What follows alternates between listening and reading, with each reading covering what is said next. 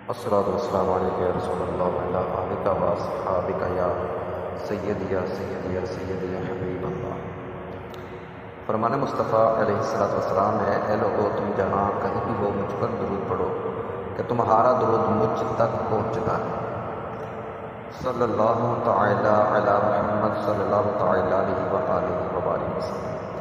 حضرت سیدنا ابو ہریرہ رضی اللہ تعالی عنہ سے روایت ہے کہ محبوب رب العالمین جناب صادق و امین علیہ السلام نے ارشاد فرمایا کہ قیامت کے دن اللہ تبارک و تعالی اپنے بندوں کے درمیان فیصلہ کرنے کے لیے ان پر اپنی شان کے مطابق تجلی فرمائے گا۔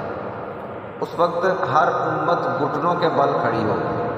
سب سے پہلے جن لوگوں کو بلایا جائے گا ان میں ایک قرآن کریم کا حافظ، دوسرا راہ خدا میں مارا جانے والا شہید اور تیسرا مالدار۔ اللہ تبارک و تعالی حافظ سے ارشاد فرمائے گا، کیا میں نے تجھے اپنے رسول پر اتارا ہوا کلام نہیں سکھایا تھا؟ وہ عرض کرے گا، کیوں نہیں اے رب تعالی۔ اللہ تبارک و تعالی ارشاد فرمائے گا، پھر تو نے اپنے علم پر کتنا عمل کیا؟ وہ عرض کرے گا، یا رب تعالی میں دن رات اسے پڑھتا رہا۔ اللہ تبارک و تعالی ارشاد فرمائے گا، تو جھوٹا ہے۔ اسی طرح فرشتے بھی اس سے کہیں گے کہ تو جھوٹا ہے۔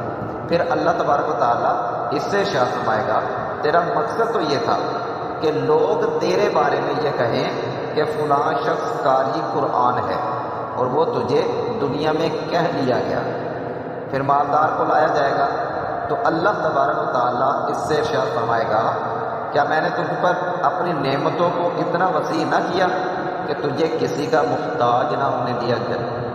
وہ عرض کرے گا، کیوں نہیں اے رب تعالیٰ۔ اللہ عز و جل ارشاد فرمائے گا، تو نے میرے عطا کردہ مال کا کیا کیا؟ وہ عرض کرے گا، میں اس مال کے ذریعے صلہ رحمی کرتا اور تیری راہ میں صدقہ کیا کرتا تھا۔ اللہ تبارک و تعالیٰ ارشاد فرمائے گا، تو جھوٹا ہے۔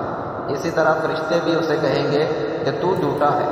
پھر اللہ تبارک و تعالیٰ اسے ارشاد فرمائے گا، تیرا مقصد تو یہ تھا کہ تیرے بارے میں کہا جائے کہ فلاں بہت سخی ہے، اور وہ تجھے دنیا میں کہہ دیا گیا۔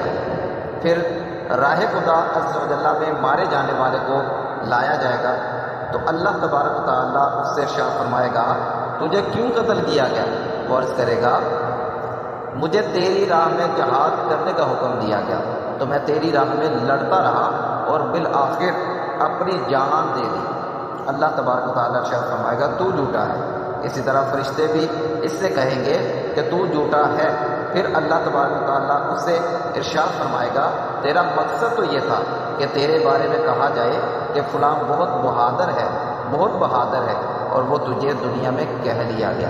پھر اللہ تبارک و تعالیٰ کے محبوب دانۂ غیوب علیہ السلام نے ارشاد فرمایا، اے ابو ہریرہ، یہ اللہ تبارک و تعالیٰ کی مخلوق کے وہ پہلے 3 افراد ہیں جن سے قیامت کے دن جہنم کو بھڑکا دیا جائے گا۔